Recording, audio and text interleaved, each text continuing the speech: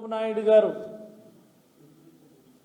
అభివృద్ధి చేస్తాం, కొత్త కొత్త కంపెనీలు తీసుకొస్తాం అన్నటువంటి మాటల వెనుక దాగున్నటువంటి అవినీతి, వేరియస్ ఆర్గనైజేషన్స్ని ఈ రాష్ట్రానికి రప్పిస్తాం అన్నటువంటి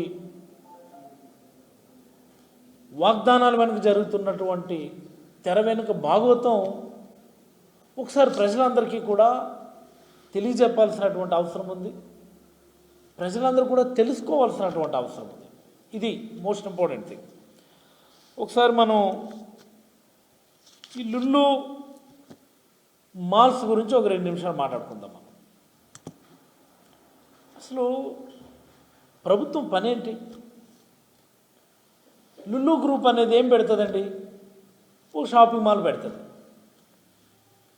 షాపింగ్ మాల్లో ఎన్ని వేల ఉద్యోగాలు వచ్చేస్తాయి? Just imagine. షాపింగ్ మాల్తో పాటు ఇంకే ఉంటాయి, సినిమా థియేటర్లు ఉంటాయి, లేకపోతే కన్వెన్షన్ హాల్స్ యాడ్ చేస్తారు, దానికి ఇంకోటి రెస్టారెంట్స్ యాడ్ చేస్తారు. రెగ్యులర్గా జరిగేటటువంటి మాల్లో ఉండే యాక్టివిటీస్ ఉంటాయి. ఇదే కదా, ఇంతకంటే పెద్ద విచిత్రం ఏముండదు కదా. ఆ కేరళలో ఒక లుల్లు మాల్ చూశాను నేను. అక్కడేముంది, అందులో ఎక్స్ట్రా ఒక స్కేటింగ్ రింక్ ఉంది, ఐస్ స్కేటింగ్ రింక్ ఉంది, what ever the things maybe. అక్కడ పనిచేసేటటువంటి వాళ్ళు ఎవరుంటారు? లక్షల్లో జీతం వచ్చేటటువంటి ఉద్యోగాలు లుల్లు మాల్లో ఉన్నాయా?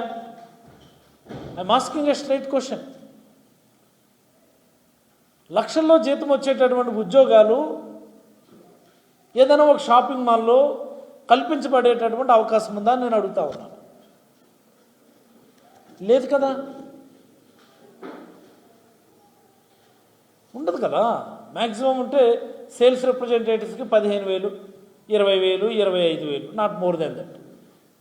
ఆ పైన సూపర్వైజర్స్ లేకపోతే మేనేజర్స్. ఎంతమంది మేనేజర్స్ ఉంటారు? గౌరవప్రదమైనటువంటి శాలరీ ఆఫర్ చేయగలిగేటటువంటి పరిస్థితుల్లో how many managers can A shopping mall accommodate? ఈ మాత్రం సంబరంకి అదేదో ఒక పెద్ద ప్రాజెక్టు, దేశంలోనే ఇంత పెద్ద బిజినెస్ ఆపర్చునిటీస్ ఇంకా ఉండవన్నట్టు, ఇంకా లుల్లు మాల్ మా దగ్గర రండి అని చెప్పి దేశం మొత్తం వాళ్ళని అడిగేస్తూ ఉన్నట్టు, వీళ్ళేదో గొప్పగా లుల్లు మాల్ని ఇక్కడ తీసుకొచ్చి ఇన్వెస్ట్మెంట్స్ పెట్టిస్తున్నట్టు బిల్డప్. నాకు అర్థమవుతుంది. అంతకు మించిన లాంటి మాల్ కడతా ఉన్నాం వైజాగ్లో, మన హయాంలో, జగన్మోహన్ రెడ్డి గారి హయాంలో ఇన్ఆర్బిట్ మాల్ 12 ఎకరాల్లో బ్రహ్మాండంగా ఆల్మోస్ట్ 60-70% నియర్ కంప్లీషన్. అది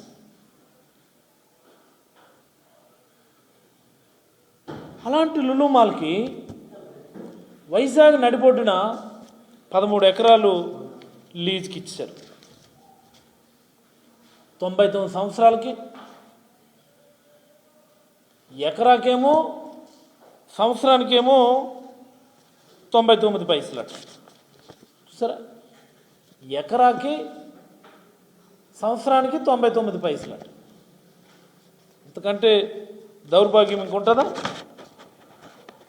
ఇంతకంటే అవినీతి ఇష్యూ ఇంకొకటి ఉంటుందా? నాకు తెలిసి ఉండదు కదా.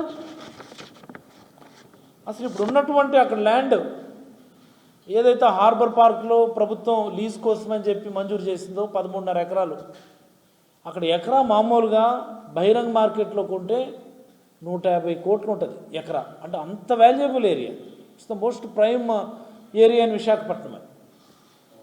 150 కోట్లు ఉంటుంది. అంటే ఈ 13.5 ఎకరాలు మనం లెక్కలు వేసుకుంటే సుమారుగా 2,000 కోట్లు పైబడి ల్యాండ్ బ్యాంక్ కాస్టే ఉంటుంది గవర్నమెంట్కి.